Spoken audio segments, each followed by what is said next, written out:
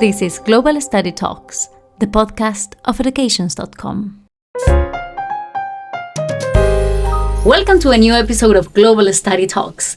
Today we're going to talk with Byron Reyes, who went from Guatemala to different places in the world. But I am particularly interested in one country, that is Korea, South Korea. But we will go little by little. There is a lot to talk because he is a specialist in education. He's doing his second master in education system or international education. So, hello, Byron. First of all, hello. Hi, Martina. Thank you for having me here. It's a pleasure to be here sharing all this information regarding, what are the implications of studying abroad. Yes, of course. And that's what we are particularly interested in, right? Like how it is the experience of traveling and living in another country and studying in another country.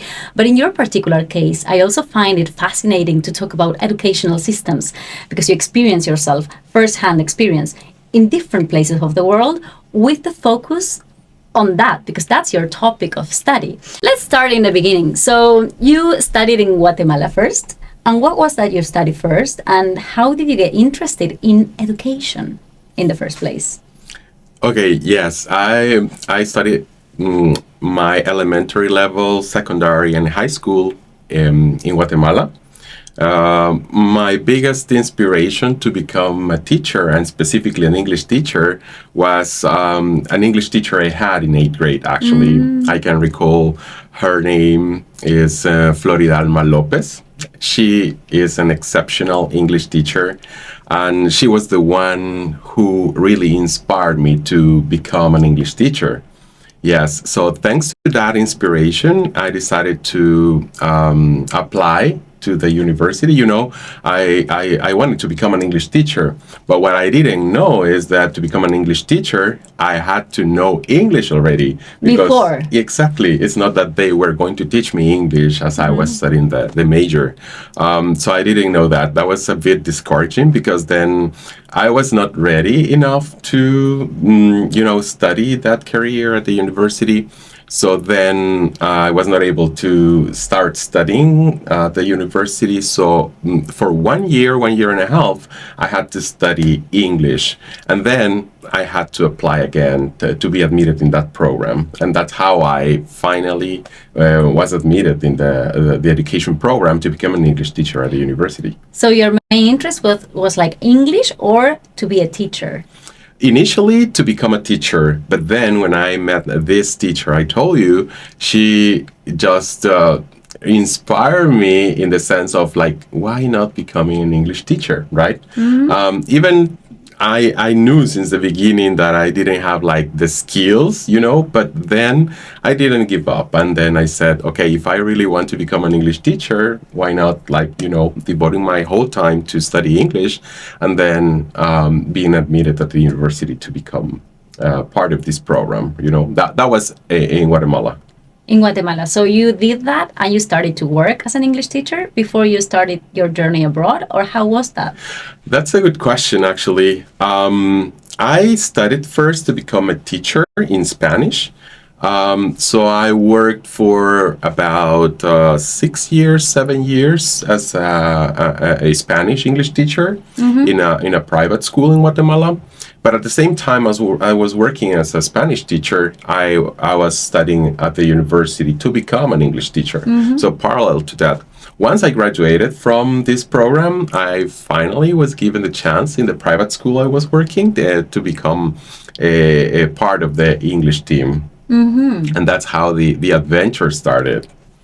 But the adventure of going outside of Guatemala, that's the adventure we also are very curious about, started by looking for scholarships, right? Like how was that life at that moment where you were working? You were also thinking, how can I study more or how can I study abroad? Was the intention to go abroad the main thing, or was the topic of what you were studying that took you outside of Guatemala? Actually, it's a combination of different factors because, as I was a teacher, I read a lot. And that's also thanks to the school I was working because they also motivated the staff to, learn more about education. So I was exposed to, these books that talk about how education was around the world, in the Nordic countries, in Asia. So that really, the same way I was inspired by this teacher in secondary level, I was inspired by these books and these authors who describe vividly, how education was in other countries. So that's how I started to be curious about, like, it's really interesting to read about education in other countries, but it would be like really a great experience to study abroad, to feel that in first person, So then I didn't have enough resources, economical resources, to cover studies abroad. So I started this journey of trying to find scholarships, and that's how I discovered this organization in Guatemala called Indeswa. Indeswa is this nonprofit organization that provides lots of information on how to have access to scholarships around the world. You don't have to pay for it. They provide you with the information on how to get, all the information required to study abroad. And then that's how I was exposed to all this information. And the first chance I had to study abroad was in South Korea, as you said. There we go. I am, again, very interested in that part, because I think it looks like, I'm also from Latin America, and it looks like a huge change, culturally speaking, and also in the educational system. I'm also curious of how you found that specifically. Of course, we know that everything is different, the food is different, like the cultural behavior is different and everything, and that could be very attractive. But I'm also very interested in knowing how it was to study there in a university in the same topic you were studying before in Guatemala, and you could, of course, compare the two different systems. So how was that? It sounds super exciting for me. South Korea, right? It was, yes. And to begin with, this is like a kind of an anecdote, because I discovered this great opportunity through this organization I mentioned before, Indeswa. I applied, I complete like all the steps in the process, because I knew this was a full scholarship provided by Chonbuk National University in South Korea, but also there was an agreement with an organization in Guatemala. But in the end, it was the scholarship I was looking for, because it covered everything that I needed to study abroad. And then the scholarship initially, the offer I received is that the program was going to be in English. So yeah, as I said before, I was accepted in the program, but once I arrived to the university in South Korea, I discovered that in the program, they didn't know that they were advertisement, the program in English abroad. So for them was also shocking to know that they had 5 students from different parts of the world, because it was not only me who was accepted in that program from abroad, but also other 4 students. And they were really surprised to know that we were there because we were having this expectation to have the program in English. Wow, that was like initially one of the surprises from both sides. So what they did was, I remember this professor, wow, the support we received from this professor, because he was the head professor of this program. And then he said, okay, don't worry, we will do our best to adapt the circumstances and to adapt the program so that both you that come from abroad and our students from South Korea receive the best support possible. So in 2 weeks, they adapted the whole program so that the five international students and the rest of students from South Korea who were part of this program started to have everything in both languages. Part of the solution was that it was going to be half in English and half in Korean. But for the international students, the challenge was, learning Korean. Korean, of course. So the university, in that sense, the support we received was that they gave us a second scholarship to study the language. Wow. So you learned Korean? I had to learn Korean. The circumstances were not the best because, as you can tell, we had this pressure and the weight on our shoulders to learn the language because we needed the language to be part of this program. It was a bilingual career now. It was like it changed the program. But it was also pressure for Korean students who were not expecting to study in English. They know English, but they rarely use English to communicate in academic environments. Even if their English is good, they are not like so confident to speak in English. So the challenge was both for them and for us, international students. And that's how we ended up, studying in this educational program because it was mainly designed for teachers. Was it a master? It was a master. That was my first master's in education.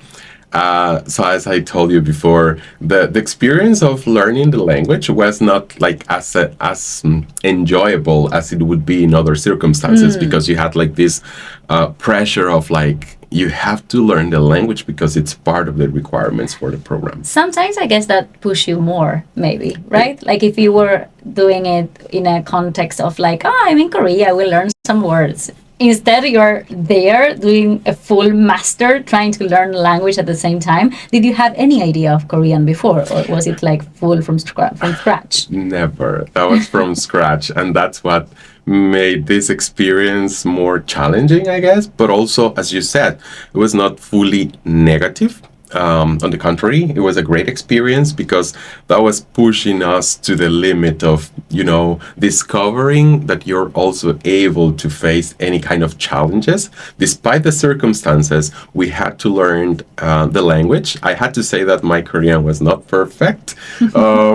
But I survived in this educational experience. How long was this program? 2 years. 2 years. So you lived 2 years in Korea? I lived 2 years in Korea. And you had a full scholarship, so you paid nothing? I paid nothing. The scholarship covered the tuition fee payments, also the airplane tickets, traveling from my country to South Korea and back. Yeah, and also we receive an stipend, monthly stipend to cover the costs of food, mainly during weekends, because food was provided in the dining hall, which was part of the university, during weekdays. But during weekends, we had to look for different places to eat outside the university. So we also received a stipend to cover those expenses.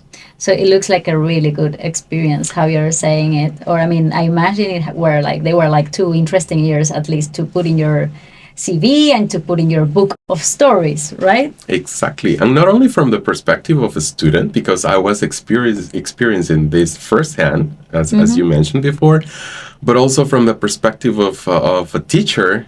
I was able to compare, the educational system in Latin America and then the educational system in South Korea, in the Asian region. Please tell us a little bit about that. What did you find out? A little bit of a conclusion. How can you say it very briefly, of course, because we don't have a lot of time, and I imagine this topic is super, super rich to analyze in long term. But I mean, briefly, how can you distinguish the Latin American university system and the Asian or Korean? We don't know if this is in the whole continent, but I mean, it's the example we have right now. How can you...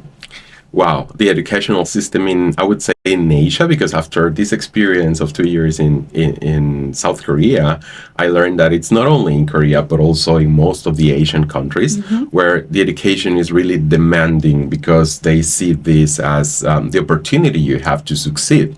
So education is what you have, is what your parents can give you to succeed in life, because then you will have to compete with thousands of people in order to get a good position, in the job market. In the job market, yeah. So in that sense, that makes education to be really competitive, and it's really demanding. The time they expect from you to, study is not only during weekdays, but also during weekends. I remember, and this is also part of those anecdotes, is that I remember that one of the busiest days at the library in the university was Sunday. instead of being Sunday, like one of the days you devote for resting, Yeah. and having fun, in Korea at least, is the day you devote to prepare your lessons ahead of time for next week. Because it's your responsibility to know beforehand at least a percentage of the topics that will be covered during the lessons next week. So I remember that. Wow. So Yeah. you had to be also, were you part of it? Did you join them on Sundays in the library as well? Yes. Yes. That was really shocking for me. For a because, Latin American person, that is like almost forbidden for us to when do you that. come from Latin America, you can say that it's a bit more relaxed in that sense, because it's like, okay, studies Monday to Friday, or if you study during weekends, okay, it's only that the moment you have to study. But then, yes, it's really demanding, and then you feel the pressure, and you get to this point in which you know that you have to do it because now you're part of that system, and then you need to cover the demands they have on you on that regard. Is right? the level also higher? Yes, it is. It is because they expect from you, as I said, that ahead of time you know most of the contents, so that you in class are able to participate in class discussions or debates. Yes, ahead of time you have to be ready to be part of those different activities. Yes. Wow. Okay. So you put your effort also up, let's say. So not only in the language, but also in the level of the education. That's very interesting and brave. And then you went back to Guatemala. Yes. But then you found another scholarship, this time in the US. Is that correct? And this is a very prestigious one. Yes. As part of this thirst for knowledge, I continue, exploring other possibilities, because then I went back to Guatemala because that was part of the agreement of this full scholarship in South Korea.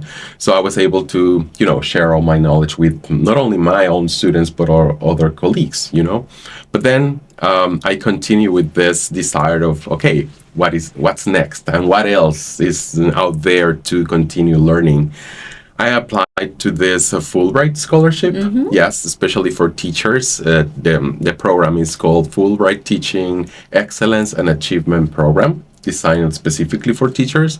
So I had a chance to go to the University of Arkansas in US, and that was also an intense program because we were going to get this international certification to teach English abroad. So what I love about this experience is that the experience combined not only the academic knowledge, but also the practicum. So you were teaching as well. Exactly. So having this experience of, also teaching in a public school in US, you also hear many things about like what the context is, but it's not the same being there in front of the students and then applying everything you're learning from the university. So that practicum made experience also outstanding. So you take the Asian educational system, the Latin American educational system, the US or North American educational system, and then you also went to see how the Nordics educational system was. And I am interested also in seeing like what other interesting things you found in Nordic countries as another exploration you did in your long adventure of finding how education is in the world, I would say. Through this adventure, I have to say that studying in the Nordic countries was initially my biggest dream. Okay, why? I will stop you there. Why? Because most of the literature I was exposed to was, education in Finland, education in Sweden, education in Norway, and how the number of hours students spend in school is not necessarily an indicator of quality, because in Latin America we have this belief of like the more time you spend at school, the education is better. Whereas if you read about education in Nordic countries, it's basically the opposite, right? Because it's the countries in which students spend the less time in schools. Yeah, there is a lot of control with the stress. No one wants to get students stressed. Exactly. Which is Exactly. something in Latin America we never heard about. Never. It's like if you're Stress stressed, handling, yeah. If you're young and you're studying, I'm sorry, you will have stress. exactly. It's like deal with it. It's part of like what being a student is, right? And I guess in Asia as well, from what you were saying, right? Exactly. After experiencing this in Asia, coming to Sweden, to experience the education in the Nordic region is totally the opposite, because now that I'm part of this program in international and comparative education at Stockholm University, something I really appreciate from my professors at the university is that they take care of the students. In what sense? Every time we spend 40 minutes, 45 minutes in class, they are checking the time constantly to say, okay, it's time for a break. It's break time. It's break time. And even if we're having like this debates or like incredible discussions with the peers in the classroom, they are constantly monitoring the time we devote to having breaks. Interesting. So the time values, like it has, they have to Exactly. respect it. And that is On top of aligned to everything. this lagoon, the belief of having a balanced life. Everything is important, but nothing can be more important than your well-being. And discovering that here is, wow. That really changed my perspective of how not only how education must be experienced and lived, but also how you have to include this balance in your personal life. Because in the end, it doesn't matter how much time you devote to the academic field. If you're not feeling well, then it doesn't make sense, right? We are now about to finish, but I would like you to say to the audience that is listening to us, how is it possible to do this? How is it possible to be confident that we can go studying abroad when it's sometimes hard or when it feels impossible to be done for economical reasons or for family reasons or whatever, right? Like I hear your story and I see a person that went all around the world looking for this inspiration that you found in this English teacher, and then when that it was done, then you found another thing to keep on studying. And I think it is super inspiring for everyone that is listening to us. And I was wondering if you can say to them, is it possible? Should they try? Or say some words maybe about this. Of course. And in that sense, I have to say that, especially during these days, that the age of artificial intelligence and technology, information is power. Now everyone can have access to information. We have the information we need to apply to this type of programs just by clicking on the website of the universities, on the website of organizations that provide this kind of information. And you can also get into educations.com to see different programs of different universities, compare their options, and also to get scholarships. And yeah, so I just wanted to say that, to highlight that educations.com is a platform where you can find different things, all for you that are, willing to study abroad. Exactly. That is one of the options people have, because if you're not informed, you will always live in the world of ignorance, of, not being aware of the many possibilities that exist out there. But of course, if you don't know, it's like if those possibilities, if those opportunities do not exist, right? So that is step number one, I would say, like daring to get informed. If you want to achieve a goal, read, explore the internet, you will have like access to many different resources and information on how to apply. I always told my students that they usually wanted to achieve their goals, but they were like too lazy to start reading or getting informed about, the different ways to achieve their dreams. It sounds scary sometimes, but don't get lazy. Go for it. At least read what it's possible to be done. Exactly. The first step is usually the most difficult one, right? So once you have all this information, then I will advise you to apply. you know, because you're always thinking about like, what would happen if I am rejected. I think we all have the possibilities and the same chances to be rejected. But then you have to have a positive mind and think that, what if you are accepted in these programs? What if you get the scholarship? You will only know the outcome if you dare to apply and if you dare to try, right? And you already have the no. The no is always with you. So what you can look for is the yes. Exactly. So you will always have the possibility to apply, to compete, and then don't say you will not get the opportunity until you get this letter from the university or from the program you're applying that says, okay, sorry, you're not accepted, you're rejected or whatever. But then don't stop your possibilities beforehand, you know, always there to try. Thank you so much, Byron, for this amazing and inspiring conversation. And just to finish this, what's next? What's your next exploration in the educational system in the world?